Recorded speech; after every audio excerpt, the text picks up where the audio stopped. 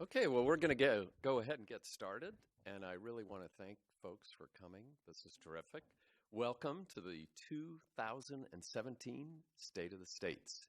I'm Scott Pattison. I'm Executive Director of the National Governors Association, and I have a couple things to mention, and then I'll introduce our very distinguished panel, which we're thrilled to hear from the states. The first thing is I want to introduce our new NGA logo. We're really excited about it here on the podium. And the other thing I wanted to tell folks about, because I think it's really critical to know, is that right after the election, and as everyone knows, we've been in a fairly multi-year period of some pretty significant partisanship. So the National Governors Association went out and polled 1,000 American voters, and we used Frank Luntz of Luntz Global Partners, and actually Frank's here for anyone who would like to talk with him immediately after this event. But we found some really significantly interesting things in this poll. The first was, in an era of distrust of many politicians, Americans trust their governor more than any other elected official. On most issues, Americans trust states and governors to get a solution more than other levels. Voters were more optimistic about their state's future than the country. Nearly 3 out of 4 voters said that their state is doing a better job in delivering results than the federal government. So these are pretty significant, interesting findings, and certainly more dramatic than we expected. So I think it's important. That's why we're thinking about 2017 as the year of the governor. Now, let me introduce our distinguished panel to give us the state of the states today. It's my honor to introduce the chair and the vice chair of the National Governors Association. Governor Terry McAuliffe of Virginia is our chair, and he's made cybersecurity his signature initiative as chair of NGA, to ensure that states are protected from the many threats that can occur and cause various damage. The governor has brought $14.5 billion in capital investment to the Commonwealth of Virginia, more than any other governor in the history of the state. He's brought bipartisan support for major education initiatives and a first-in-the-nation performance-based workforce development system. It's also my honor to introduce our vice chair, Governor Brian Sandoval of Nevada. Having taken office when his state was in one of the worst economic conditions ever, he has now made Nevada an economic powerhouse with significant investments from major companies like Tesla and Amazon, to just name a few. Under his leadership, the state has placed significant investments in education, and measures like high school graduation rates have gone way up. And so finally, I want to introduce the panel, the moderator of the panel. We're really, really pleased and excited to have Carrie Brown, who's editor of Politico, as our moderator. And she has a really impressive background in journalism. She's done a stint in Europe, and she was also a White House correspondent. So it's with great pleasure for me to welcome to the podium our chair of NGA, Governor Terry McAuliffe of Virginia.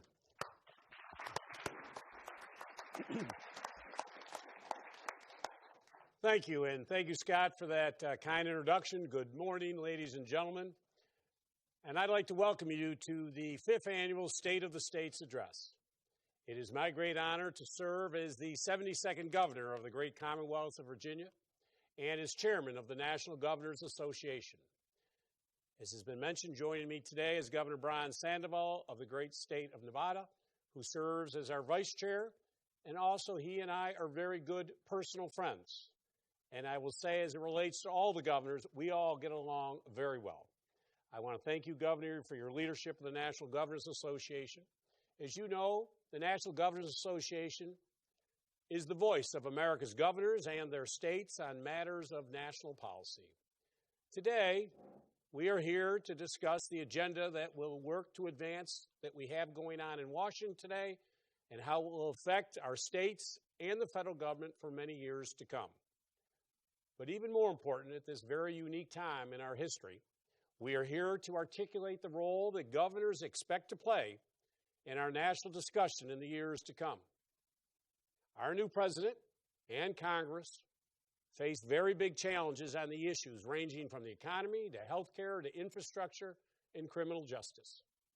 As they began their work, we have a simple message for President Trump and the leaders of the Congress.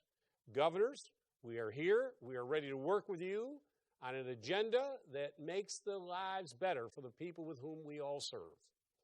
Every day, as you know, governors are on the front lines, turning policy into action. We balance budgets, we build roads and rail, we attract new businesses to our respective states. While partisanship grinds Washington to a halt, we are Democrats, we are Republicans, and we are independents who every single day work across party lines to get things done. In my own state of Virginia, we have consistently put partisanship aside over the past 3 years to move our Commonwealth forward on issues like education, workforce development, and veteran services. I am particularly proud of the work that we've done on transportation, advancing plans to unlock high traffic corridors like I-66 and I-95, and passing the first of our kind reform to ensure that every taxpayer dollar is spent easing congestion and growing our economy. If you talk to Governor Sandoval or any of the colleagues that we have around the country, you will hear very similar stories of leaders working together to get things done. Those examples stand in stark contrast to the ugly partisan gridlock that has paralyzed Washington year after year. And so, as President Trump and leaders in Congress begin their work, we do hope that they will follow the example set by the governors by refusing to let partisan battles interfere with the important work that voters hired them to do here in Washington.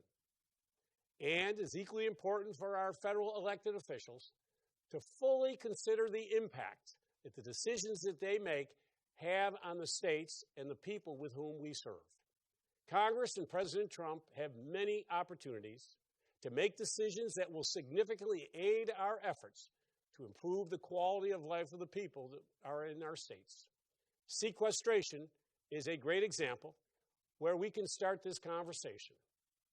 In Virginia, between 2011 and 2013, it cost Virginia $9.8 billion directly and 154,000 jobs.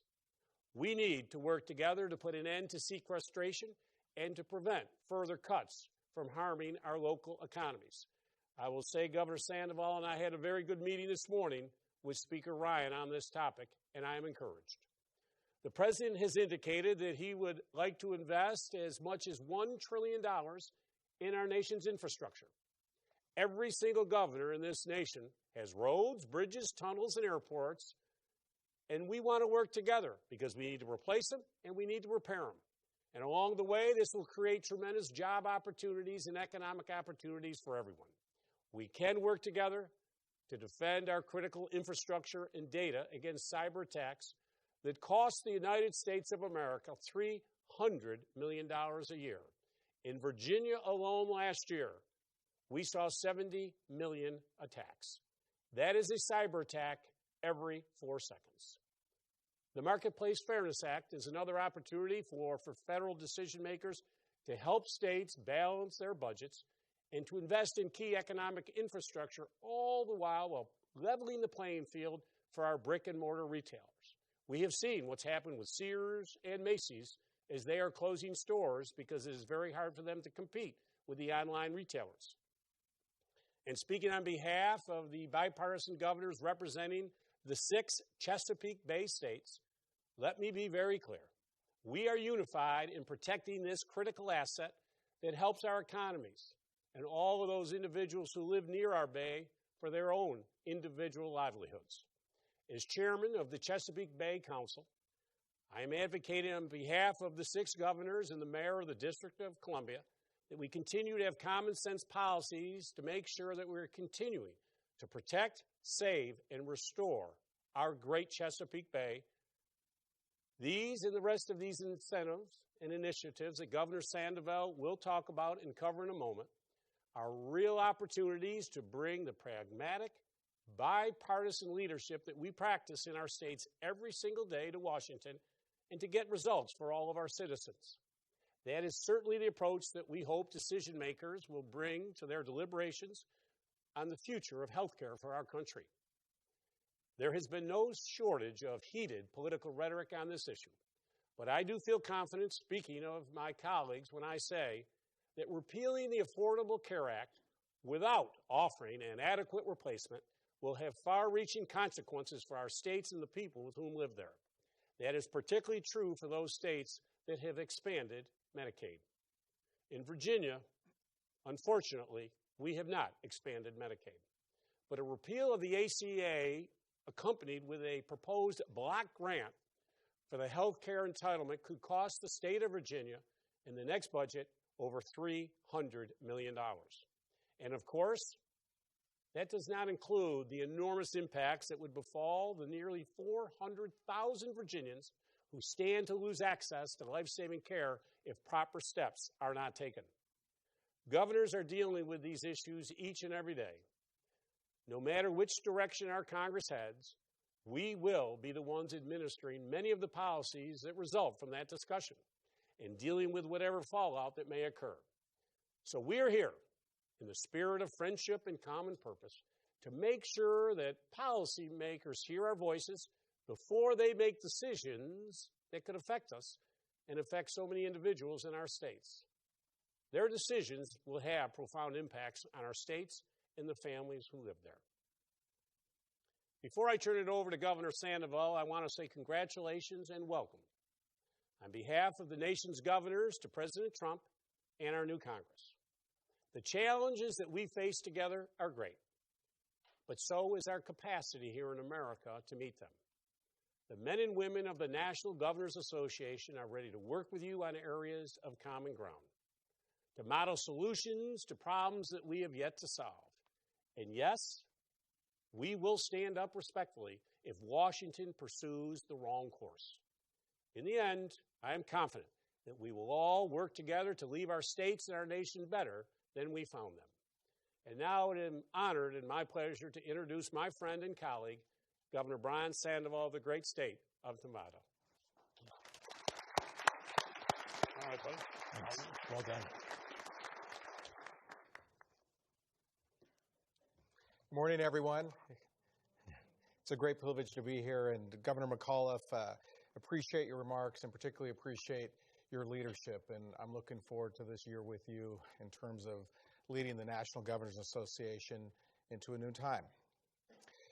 You know, it's my privilege to delve deeper into some of the issues Governor McAuliffe mentioned, outlining our collective priorities as governors for the new president and Congress.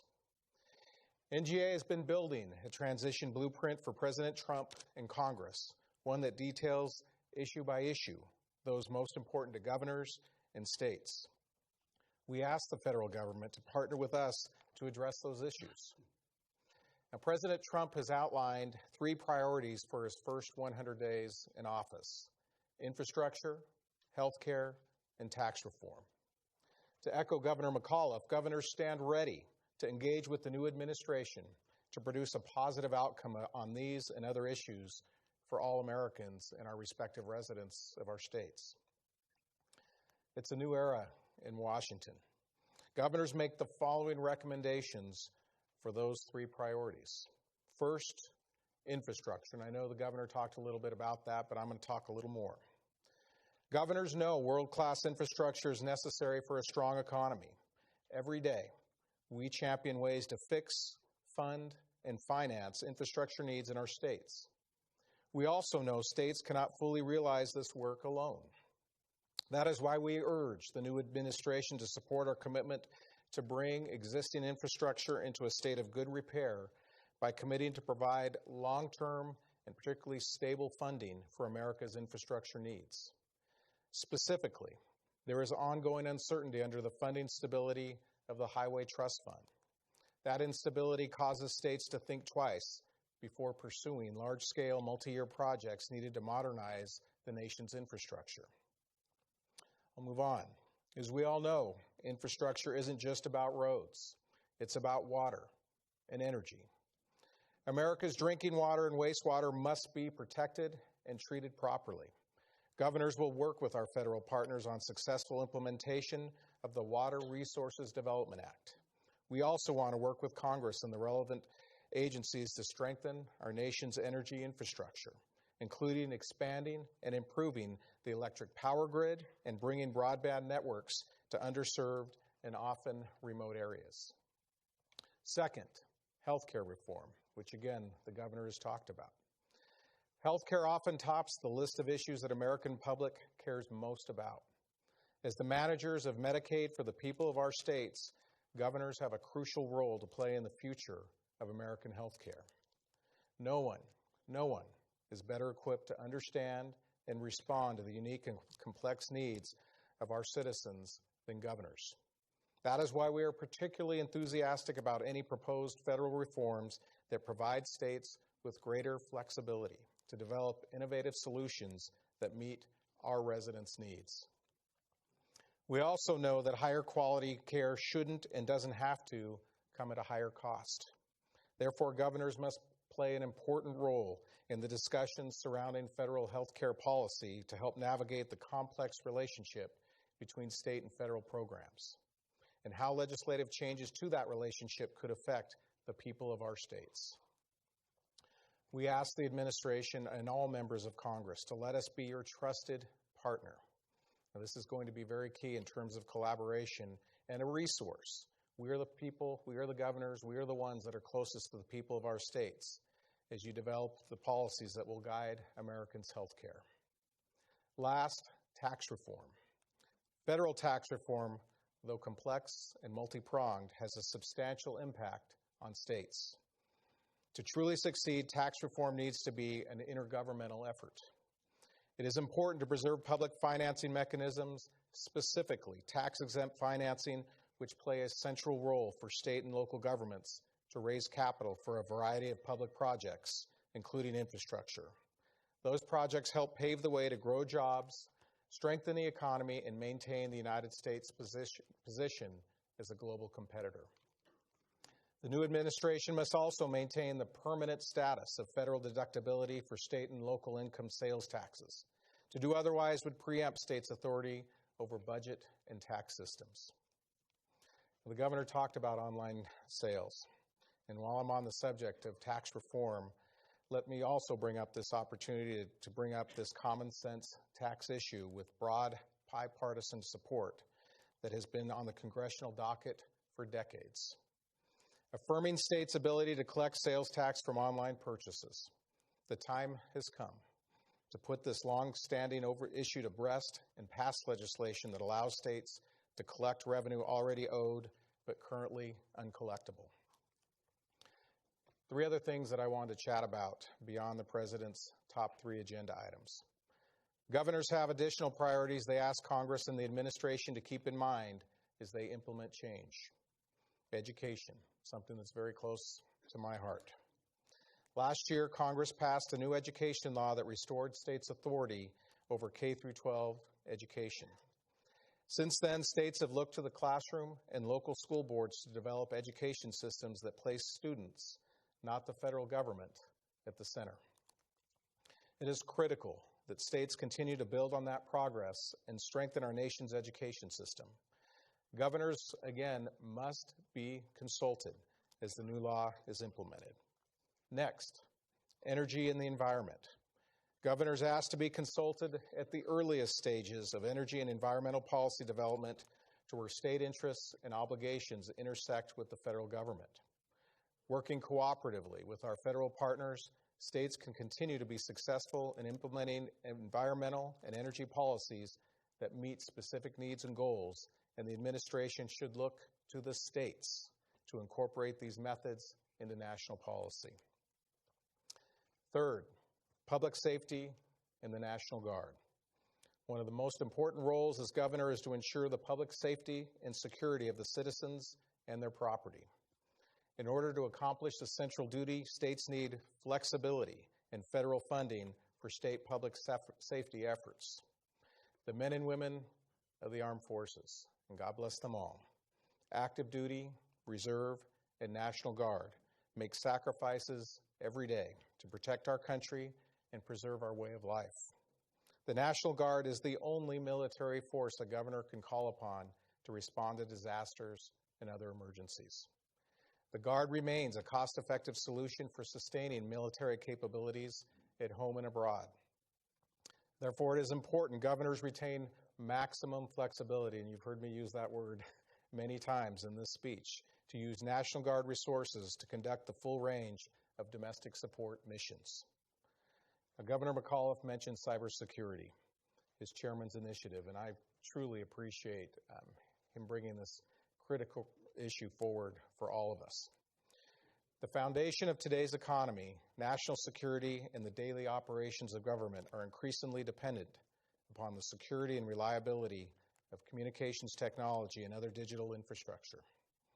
In my own state, the great state of Nevada, in my State of the State address that I gave last week, I announced the creation of Nevada's first Cyber Defense Center. And imitation is the greatest form of flattery, and we really borrowed upon Governor McAuliffe's great work in the state of Virginia. Like Nevada, all states are moving quickly to stay ahead of the threats to our digital economy. And in order to be successful at stopping threats, the federal government must view states as primary sources of intelligence, as well as priority recipients of intelligence from the federal government. States should be seen as full-fledged partners in gathering, analyzing, and disseminating intelligence in the fight against cyber terrorism. Finally, job creation. And Governor, I'm really proud of what you've accomplished for the great state of Virginia. It's incredibly impressive. Certainly, job creation is the backbone of every governor's agenda. To remain a top competitor globally, the United States must continue to create and maintain a sustainable pipeline of talent. Governors brought workforce development and work-based learning to the forefront of the federal agenda with proposals on apprenticeship and collaboration with Congress to create the Workforce Innovation and Opportunity Act. Now we ask the administration not to stall that important work by preserving Governor's federal workforce reserve at 15% to ensure statewide workforce activities can serve all citizens. We also ask Congress to incentivize and reward employers and job seekers who take advantage of work-based learning and apprenticeship opportunities. In closing, a strong partnership between states and the federal government will foster the sense of unity our nation is longing for. I think Frank and the governor talked about that.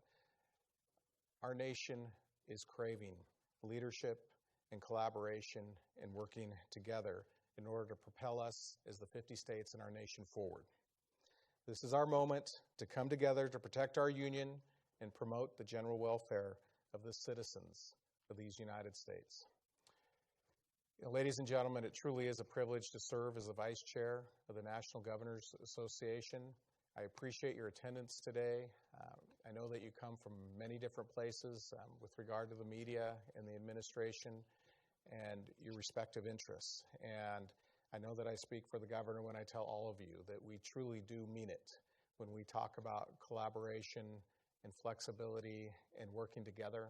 I do believe that the National Governors Association will be the go-to entity, and all of us as the governors of this amazing country look forward to doing that and making this continue to be the greatest nation on earth. Thank you, ladies and gentlemen.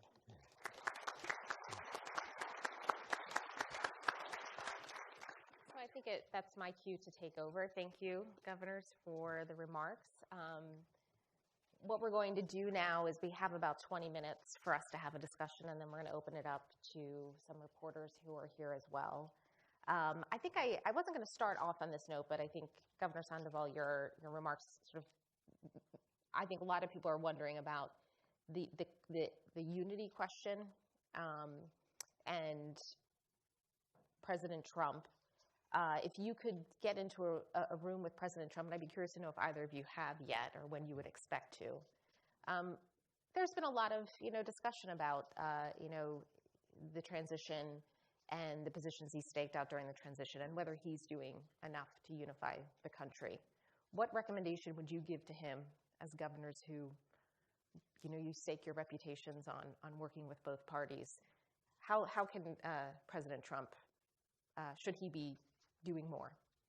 Well, I guess first, I've not had the opportunity to visit with the president, and I look forward to that opportunity. But I mean, we all know he chose a governor as his vice president, and so I think that's a good template. And it's very early on. I have complete confidence that the president will reach out to the governors, and I think that a good place to start is with the National Governors Association. We have a meeting next month.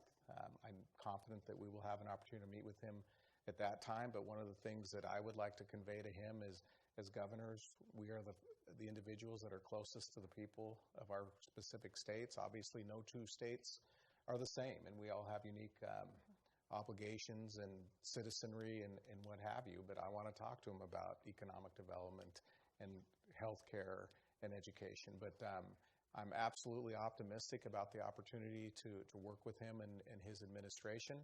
I want him to succeed because if he's successful, the nation will be successful. How about you, Governor McAuliffe? Yeah, I agree with Brian. First of all, we want President Trump to be successful because it's critical for our nation. My main message is you've got to work with us at the state level. I am concerned when they talk about block granting our Medicaid expenses. That could be catastrophic for the Commonwealth of Virginia. I would lose $300 million right off the bat. You block grant a number. What's that number going to be? We're a non-expansion state. So we want to be in the room for the discussion so that we can offer quality care. And I guess I'd say to them, let's stay focused on the big, broad issues, economic development, what we're going to do on the critical infrastructure, the $1 trillion of infrastructure spending. I'm a little concerned. I really don't care about the size of the inaugural. I really don't. I'm a little concerned about this issue about 3 to 5 million voters, illegal voters. That's just not true. It's made up. But what I am concerned about is let's not use this to try and deny people their ability to vote. Let's not make it harder for people to vote. I've tried to lead in Virginia on having better access to the ballot. So you're the president. You walk into the Oval Office every single day. You are now the president. Put all that stuff behind you. We got big challenges going forward. Let's stay focused on the big issues. And let's clearly not play small ball on these issues about crowd sizes and all that. We got big issues we need to deal with. Governor Sandoval, I was going to ask this question at the end about the 3 to 5 million, since it is the topic of discussion today. Have you seen any evidence that there are 3 to 5 million illegal votes? Do you agree with that claim? I can only speak for the state of Nevada, and I'm not aware of anybody who voted illegally in our great state. In fact, I'm really proud of the way our state handled its election. But, to me, it's over. And let's move on and let's get to the job of governing this country. And, we talk about his 3 priorities. I'm looking forward to getting into the specifics of those and engaging with the administration. I don't feel like it's an adversarial relationship right now. And, I'll be the first one to stand in line and say, let's work together. But we need to move on. I mean, that's just the bottom line. So the idea of doing an investigation through the DOJ is not something that you think is worthy of the government's time at this point? I don't. Something that may be worthy of the government's time, in your view, is the ACA, the debate going on in Congress right now. You were just with Speaker Ryan this morning, as you said. From your conversations with folks on the Hill, do you have the sense yet that there's 51 votes in the Senate to do a repeal of Obamacare at this point? I think, listen, I would be the first to tell you there are a lot of improvements that needed to be made. Repeal without an adequate replacement going jointly together, 400,000 Virginians will now risk losing health care. The big issue, and we met with Leader Pelosi yesterday, we met with Speaker Ryan today. Nobody's quite sure. It was clear from Speaker Ryan today that they want to block grant it. It seemed very clear. He said, you at the states can do a better job administering. The issue for us at the state level is what is that threshold number? What do you do about the non-expansion states? That's a big issue for all of us. Right now, we're a very efficient state. We're a 50-50 match. We're the minimum in Virginia. I worry that we get about $4.6 billion from the federal government today. We match it $4.6 billion. What will happen to us in Virginia? Our threshold, if you're a single woman with 2 children, you will be able to apply if you make less than $30,000 a year. But what if the stock market goes down? What if we head into a recession? We at the state level will be responsible for all those increased costs. So if you've been an efficient state, you are going to be disadvantaged. So it all is going to come down. And the Speaker was open to this today. We understand that's the issue. What is that threshold number that we're going to have to deal with? But nobody, clearly today, no one has a clear picture of what replacement means. And Governor Sandoval, the idea of block grants. Yeah. Well, let me first respond because you asked about votes, and I think it's premature to be counting votes. And I'm not going to speculate about what's going to come. And I've heard a lot of general language that's come up, but nothing specific. And as I mentioned in my remarks, I just gave my say of the state. I am an expansion state. I chose to expand Medicaid, and we have a state-run insurance exchange. It's working well for us. As the governor talked about, there are a lot of lives at stake with regard to decisions that are made here. But I'm going to hearken back to the fact that I hope that decisions aren't made in a vacuum, and that there is a reach out to the governors, because I can talk specifically about what we're doing in our state and what's working well. Everything can be improved. I mean, the rhetoric I've heard is nobody's going to lose their coverage, and that the prices aren't going to increase. I say, great. That's wonderful. But until we get into the specifics, I'm not going to have an adversarial relationship. And once those specifics are given, then we'll have a conversation. I mean, I will compliment the House leadership. They asked for letters from each of the governors to respond, which I did, and gave some recommendations, but also talked about some of the consequences depending on what the decisions are made. But I think there's a great opportunity here, and I took that letter as an effort at collaboration versus anything adversarial. And Governor McAuliffe said does not favor the idea of doing block grants. Is that something that you have concerns about it? Let me be very clear. Block grant without knowing what the number is going to be is. I will say this: I think every governor is very concerned. If you think block grant is going to help your state and get you more money, I just don't think at the end that is going to be the result at the end of the day. We have to be very concerned. They block granted TANF and other things, but we have to be very concerned. All of the devil's in the details. And as I say, Speaker Ryan was open. We had a good conversation. I do think everybody understands nobody wants to throw anybody off their health care plan. They don't. But this is expensive. It's complex, and it's going to take time. And our point is we just want to be able to work with you to figure that out. We want to keep all of our citizens. We want to give them great care. We want to make it more efficient, and we'd love to make it cheaper. Similar answer, it depends. I mean, it just, in terms, I talked about in my remarks, I'm not going to contradict myself. I said we want more flexibility, and we will have more flexibility with the block granting. But again, it just depends on what the formulas are for that block granting. So if I get a fixed amount of money and my economy takes a dive in my state and suddenly more people become eligible for Medicaid, I don't have the delta to cover them. So I want to make sure that there's something within that takes into account for a fluctuation in the economy. To move on to infrastructure, I'm old enough to remember when shovel-ready was a term that first became a term of art for President Obama, and then sort of a very loaded word for President Obama. When he was developing a stimulus, he asked for shovel-ready projects. They turned out to be not so shovel-ready, as he infamously said in 2010.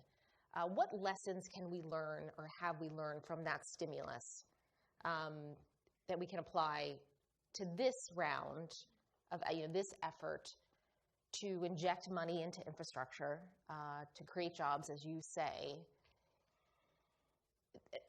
Whether 8 years passed, whether we have sort of a more positive view of the stimulus, that can be left up to folks to interpret. But as governors, what happened then that didn't work that we can apply now as we go through this process of, as you are doing, developing lists of projects that are out there, making sure that they can start moving quickly and not over many years, because the impact is obviously dulled when that happens. Well, I think what happened last time, a lot of the stimulus money, as you know, many governors at the time, because everybody was in financial straits back then, used money to pay teachers and firefighters and other issues, which they had made that decision. But a lot of governors used that money to balance budgets. our point, we spoke to the Speaker today and Leader Pelosi yesterday, a true $1 trillion infrastructure. We all need to repair our roads and bridges. We have a lot of opportunities to do it. As you know, in Virginia, we lead the nation in public-private partnerships. For those that are Virginia residents here, I've just announced an Inside 66 project, which 30 years have been trying to get done. I just announced a great project outside the Beltway on 66. When I came into office, this was going to cost taxpayers $1 billion. We renegotiated the deal. Not a penny of taxpayer money will now be used. $2.1 billion. All came in from outside, from the private sector. 3 free lanes, 2 express lanes in the middle. So that is what we talk about, what we want to do going forward. We do have projects ready. I just announced the Atlantic Gateway project in Virginia for 95, 18 miles of new roads, 14-mile new rail track, a new bridge over the Rappahannock. I purchased the S-Line from Richmond to Raleigh for higher speed rail. That was done, $165 million from the fast lane grants from the federal government, but I used private sector money to turbocharge that into $1.4 billion. So as I said to Speaker Ryan, we're fine with just these projects work if the federal government's willing to put some money into the infrastructure. That allows us to go out and get the private sector. So I'm optimistic. We're ready to go. We have tolling capacity, which allows us to bring the private sector in. And I'll just a few comments and agree with Governor McAuliffe in terms of budgets, and the stimulus preceded my term as governor, but when I came in as governor, I had to find a way to fix the hole that was there when I came on, which was pretty devastating and hard to do. And you know, I don't think we should be doing projects for the sake of doing projects and repaving roads that really don't need paving, things of those nature. Nevada's a little different than Virginia. We have no toll roads, and we don't want any toll roads, and we're going to not have any toll roads ever, at least as long as I'm here for the next 2 years. But so we have a little bit different formula, and actually I'm really proud of our roads and bridges. They're in pretty good shape. But in terms of specifically responding to your question, one of our big priorities in our state, which I think should be a national priority, is building Interstate 11. Phoenix and Las Vegas are the 2 largest metropolitan areas in the country that are not connected by an interstate. We've begun construction of a small portion of that, but we'd like to see Interstate 11 go from Phoenix all the way through Nevada and continue north. We have a couple of industrial centers that we'd like to be able to build some infrastructure to, you know, water's always an issue in the West, but provide adequate water. So we've got some great companies that are moving to Nevada, Tesla in northern Nevada and Hyperloop One in southern Nevada, and we'd like to see those industrial parks continue to grow, and part of that would be having that infrastructure, the rail and the water, to be able to do that. I think those are 2 projects that would have immediate benefits that would improve the economy, not only for my state, but for the country. I'm going to open it up to reporters in just a minute, so if folks want to get their thinking hats on. Just was hoping for you to respond to some of the, Governor Sandoval, to respond to some of the executive orders that we're expecting to see today that deal with the wall. I know you're not a border state, but what is your position on the idea of building out that wall along the southern border? Well, first and foremost, I'll have to see the executive order, but that, in my list of things to get done, that wouldn't be one of them. And so, I think that, we have a good immigration policy, and we should continue to improve on that policy. That should be an issue that the Congress and the President should take on. I've always believed in gates versus fences and having a good immigration policy, but I just think there are other things that we need to focus our time and energy on. I think your survey showed that as well. Is that right? It was pretty low, like top, bottom 5? Even lower. Okay. I would open up to questions. Let me start over here, then I can go over there. You were the first one. Hi, I'm Elaine Holovich from State Line. I want to ask a state question. And you mentioned the Governor Sandoval, the deductibility of state and local taxes from the federal form, which is imperiled at the moment. Aside from the flexibility that you mentioned to set your own tax policy, would getting rid of the state and local tax deduction hurt your bottom line? How? what difference would it really make to the revenue in both your state and your state government? Yeah. No, and it's interesting you asked me about that, because when I was giving my remarks, just all of you come to Nevada, we have no state income tax. So so there's nothing to write off. But that's more of an issue I would probably just give to the governor here. But I do know, in terms of the other states, that's very important to their economies. But Governor. Yeah, it's a huge driver of state's economy that relies on it. It's an incentive to bring businesses in. It's an incentive for families to move to your state.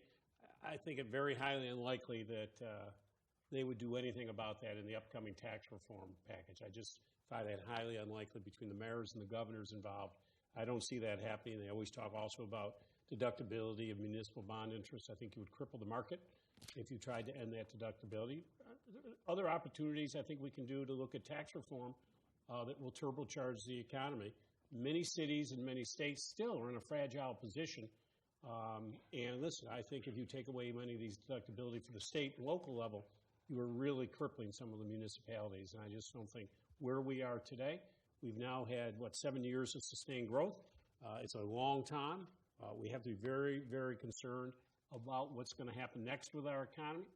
I am a little concerned about our trade policy, and as a state that, last year did $32.5 billion of trade. Those TPP countries, 65% of my trade was done to those countries. I just think we need to be very careful. I am for open markets. I'm for competition. But we are a big trading state, and 95% of the world's customers live outside the United States of America. Real quick on follow-up on the state and local deduction, is it a greater benefit to states with more high-income taxpayers? What was that? Is it more of a benefit to high-income tax? States with high-income Yes. taxpayers. Yes. And why does that matter to you? Well, I think it's part of people's individual tax planning and what they do and where they make their decisions to live and where they want to put their businesses in. And it's part of your economic bucket to recruit businesses and families to one state. It's just part of your economic arsenal. I'm Vanessa O'Connell. I'm with the Wall Street Journal. I wanted to ask you your thoughts on how President Trump's plan to punish sanctuary cities could affect your respective states. Well, I don't know the specifics of that plan. Certainly, I don't want to see anybody get punished, and I'm someone that's been supportive of DACA, and I've passed some policies within Nevada that are beneficial to immigrants. Our universities, that's been an issue up there, and my understanding is our universities will be sanctuary sites. And again, it's just one of those things. I don't want to anticipate anything until I see the specifics of that. Yeah, we just don't know what he's going to propose. But at the end of the day, for every governor, you want an open and welcoming state. You want to treat people with dignity and respect. I also have pushed legislation to deal with individuals, the dreamers and others, to make sure that everybody has an opportunity at the American dream. I go with Governor Sandoval. I want to know what our immigration policy is. Building what could potentially be a $20 billion wall is not an immigration policy. It's not. So, and it's early, in fairness. We're still in the first couple of days. But I am somewhat concerned about the rhetoric that has come out. Mexico's not paying for the wall. We're going to spend, some estimates. Congress says it's 8. Others have said 12, 14. A report came out today said it could be 20. At the same time, you're announcing a federal freeze on federal workers. Now, as governor of the Commonwealth of Virginia, that's very disconcerting. And I can tell you, bipartisan Republican and Democratic members of Congress from Virginia have come out to condemn that. We have an aging workforce today in this country. We are trying to incentivize young millennials to come work for the federal government. I have the same issue, and I'm sure Governor Sandoval does with our states. It's an aging workforce. You want to entice people to make a decision to come do good public work in your state and your federal government. Freezing the workforce, freezing the pay raises for the federal workforce, to me, is not the right step that the president should have taken the first week in office. We got to incentivize people. We want them to come work for the federal workforce, but the long-term effects of this, I think, could be very hurtful in the United States of America. And spending $20 billion on a wall at the same time you're freezing and taking incentives away from federal workers, I don't think is a good policy. Yeah. If I may follow up, and perhaps this isn't responsive to your question, but we have a very large amount of English language learners in our state. And so as part of my budget, I've made massive investments in that population, and we've created what are called victory schools, which is extra money for those schools that have large populations of English language learners. We allow for the undocumented to be eligible for our Millennium Scholarships, which allows them, when they graduate from a Nevada high school, to be able to attend a Nevada university. I signed a bill that allowed for a DOC individual to be able to obtain a teaching license in the state of Nevada. So I think we're very receptive, and in a state that has had to respond to a large amount of immigrants, and I think we've done real well. I'm just going to go here and then I'll go there. Go ahead. EJ, for you, sir. I'm Michael Garas of Argus Media. How do you make your voice heard in this new debate that's coming out on international trade, when there is a discussion of border adjustment taxes or tariffs to be imposed on companies that import stuff in the U.S.?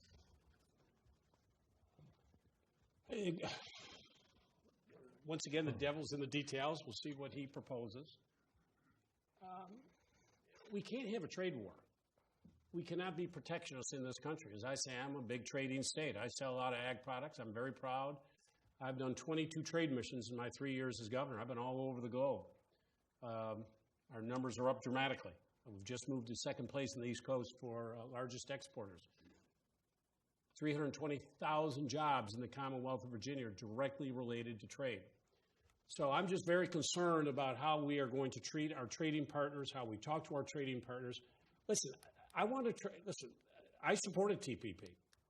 I felt, and I worked very closely with President Obama, that it did the environmental protections. It also had the worker protections in it. It was really advanced forward on the digital economy and things that we could do as a nation on that. And it gave us access to markets. And let's be clear. China, I believe, has already done deals or in the middle of doing deals with half of the 11 countries. The other half are lining up to do deals. We can't sell our products to just Americans. We have to sell in a global marketplace. You know, I always like to say I'm the greatest chicken salesman since Frank Perdue. I've been to China. I've been all over selling chicken and chicken parts. I mean, I've been to China. I've eaten chicken paws in front of millions of Chinese on TV. You got to do what you got to do to. Have you? I have. Really? Congratulations. I had a bowl of fried cicadas. It was delicious. You would have thought I was eating a filet mignon. But, you know, that's how you sell it, what you got to do. And it is a global economy today. And stopping companies and putting tariffs on, this is all I would say we need to go with this very slowly, very carefully, and we do need to think this out. But there are ramifications to putting walls up as it relates to trade. And I know as a state that does a lot of trading activity around the globe, I'm constantly working to export and to bring new markets in. I just got back from, I was all over. I was in Australia. I just went to Korea and China. We're selling a lot of products, and I'm just very concerned about it. We just need to tread on this very carefully. No, and I'll respond briefly. I've been on several trade missions as well, but I haven't eaten chicken legs or bugs. But in any event, I suppose I'm more of a pragmatist, and you know, it is what it is. And the president has made his decision. He's signed his executive order. He's going to do unilateral negotiations with countries. I would imagine he'd begin with Great Britain. I think the Prime Minister is there at the retreat for the Republicans, where the president will be, and you know, I'll see how it goes. I mean, as I said, you know, we can speculate and think how good or bad it's going to be, but he's the president, and he's made his decision. He's signed his executive order, and we will respond accordingly. I mean, you also asked, you know, hopefully we will have a voice in all of this as part of these trade missions. I'm out there selling Nevada and representing, you know, our anchor tenants in terms of our advanced manufacturers and our mining industry and others. And I don't want that to be inhibited in any way. I don't want to cause my state or the citizens of my state to lose any jobs. And if there is an impact, I want to be able to have an opportunity to be able to convey that to the administration and let them know what the consequences of those decisions are. But until we know what the decisions are going to be, as I said, I'm not going to speculate on whether it's going to be good or bad. I'm David Elfman of Transport Topics. Want to talk to you? I'm David Elfman of Transport Topics. Want to talk to you about infrastructure. It was the first topic Governor Sandoval brought up, and I know Virginia is a leader in P3.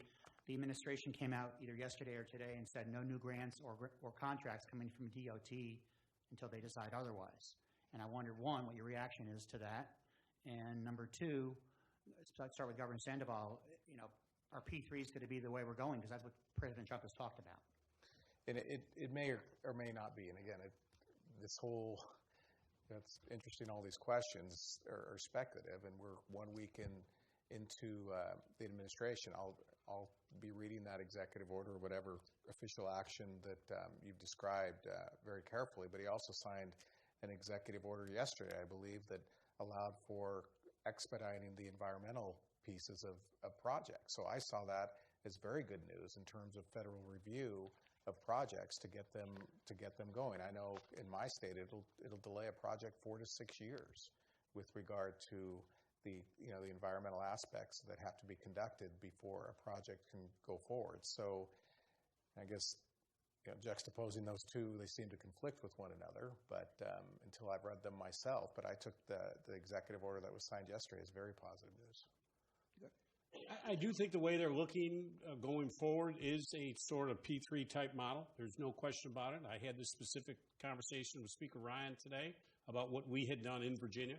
Let me also be very clear. P3s are not the panacea and the savior to all deals. When I became governor, I inherited two of the worst deals I'd ever seen done. We had a Route 460 that $300 million of taxpayer money had been spent on a road that not a shovel had gone in the ground, and it was going to go over 400 acres of wetlands.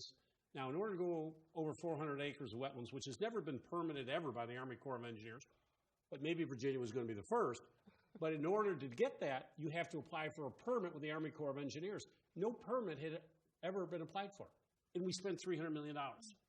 Now, I told the companies very clearly, I don't blame you. If you out-negotiated the Commonwealth of Virginia, you did what you did. I did some renegotiating, and the deal was done before I got there. I did bring him in my office and say, we're going to do some renegotiating in very my subtle way. I made it very clear that if you did not renegotiate, you will never do business in the Commonwealth of Virginia again. And I got $140 million back. But I want to be clear, P3s, you have to be very careful about them. The way we do them in Virginia today and all these new roads we're building, and remember, these are choices. So you have free roads, and I'm building you new free roads. You have an option if you want to do an express lane. This is a choice. So I'm being able to use private sector money to build beautiful new free. Everyone can still travel for free in the Commonwealth, but if you want to get in an express lane, you make that choice. That's paid for. All of this is being paid for by the private sector, and I think it's clear this is the way the federal give us a partnership deal. We'll use your money, and we will turbocharge it with the private sector money and create new, not only roads, but rail capacity. We're really trying, in this nation, we have to do a lot more on rail. We got to get people. I don't have to tell anyone here in Northern Virginia. It took me an hour to come in from McLean, Virginia today to go to the Capitol. It's 8 miles. We're doing the best we can. That's why the Silver Line and so many of these new opportunities that we have. But we got to do a lot better job in this nation on rail and transit capacity. A quick follow-up. The FAST Act was the first time that government's given states money in a long time, but they still didn't raise the federal gas tax, which is hurting all the states. Do you think there's any chance that you're going to ever see that change? Because the $1 trillion has to come from somewhere. Yeah, and I know there's such hesitancy on the gas tax and everybody. The FAST Track, I thought, I'll be very honest with you. Virginia got 20% of the allotment of all 50 states, so I'm very proud of the Atlanta Gateway. We will revolutionize rail and freight, passenger rail and freight, and road construction and bridge construction and high-speed rail in Virginia. We couldn't have done it without that project, without that money. And people got mad and said, well, why did Virginia get so much? Because we had the best project. If you have good projects, you can get a good partnership with the federal government. At the end of the day, they want to make sure we're serving underserved communities, that we're having an economic driving impact, and that's what we're able to do. So I've never wanted to argue on the gas tax. I haven't been like that. We can take that money and turbocharge it with the private sector and get a much bigger bang for the buck. I mean, I got an increasing population. We're 8.5 million people. In Northern Virginia, every day, it's exponentially growing. We got to move people around. No, and just the other thing I'd throw in is that my remarks on the Highway Trust Fund and having certainty for that, because right now we being Nevada in the midst of building the largest public works project in our history. If you've ever been to Las Vegas, there's a spaghetti bowl there where Interstate 15. Who hasn't been to Vegas? How many people have been to Vegas, right? Yeah. How many admit they've been to Vegas? Yeah. But in any event, it's very hard for us to plan long-term on those types of projects, as this is a 4 to 5 year project, unless we have that kind of certainty. I can't commit to that, not knowing 2 years out whether or not we're going to have the money. I think we may have time for one more question. Sure, go ahead. Matt Leonard, Government Computer News. A lot of people have been hopeful about the proposed infrastructure spending that the new administration has been talking about. And a lot of different people are hoping that their projects are going to fit into this definition of infrastructure. NASIO has said that they hope that updating the legacy IT systems and other digital projects will be included within this. So what are your all's ideas around how flexible this definition of infrastructure is, and how creative will people be able to get with getting funding for their different projects under this infrastructure spending? I think it's a broad definition of infrastructure. I think every governor may look at infrastructure in their own state differently. The needs that we have, as I say, are rapidly, exponentially growth of Northern Virginia. We have the largest naval base in the world down in Hampton Roads, opening up dredging there for our aircraft carriers and our nuclear subs that we have at Norfolk Station is important. So I would say also dredging what we need done. That's a national security interest. It's important for Virginia. So I would view broad definition of what infrastructure is. If it increases capacity for a state to grow exponentially, to help economically, and in the best interest of the United States of America, I would have a broad definition of what you would view infrastructure as. And I'd agree with the governor. I mean, obviously Nevada's a little different than Virginia in terms of we're 86% federal land, and we have some very wide open spaces, and I'd love to see some broadband connectivity for the rural residents in my state. So that would be an incredibly important infrastructure project that I'd like to see happen. But I already talked about Interstate 11. I talked about our industrial parks, that we'd like to see the opportunity to bring in some of the infrastructure there to make them, to use the term shovel ready, so that when we bring in more companies to come to our state, they'll be ready to develop right away. And then there's another infrastructure project within Reno, another spaghetti bowl that is well beyond capacity that I'd love to see funded to get to improve the commute and the experience for the people who come there. Great. Well, I've got a spaceport. Increased space and space shuttle is important. I mean, so every state's unique, and I think we can come up with a lot of good infrastructure projects. Well, thank you so much to both of you and to the MGA. I think that's my cue that my job is done right now, if folks want to take over. But just thank you for coming. Thank you for your candid remarks. It's always fun to hear governors talk about the federal government. We always get a little more of an unvarnished truth, so thank you. Well done. Great. Thank you. Thank you.